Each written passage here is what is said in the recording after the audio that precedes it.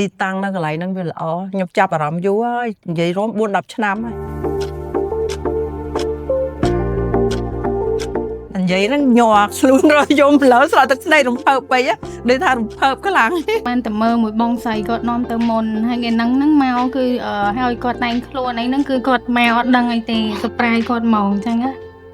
អរគុណកូនដែលធ្វើបាននៅកន្លែងហ្នឹងសម្រាប់ម្ដាយពេញចិត្តកន្លែងហ្នឹងទីតាំងពេញហួតហ្នឹង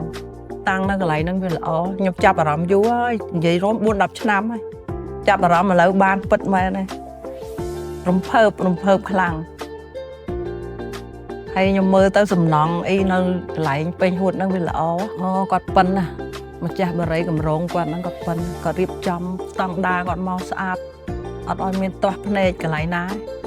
ខ្ញុំមើលសូម្បីតែផ្លូវអីធម្មជាតិដល់ស្អាតទាំងអស់មើលទៅដូចប្រទេសគេអញ្ចឹងណាក្រុមដំបូលមួយមានភាពកក់ក្ដៅតែគឺជាកន្លែង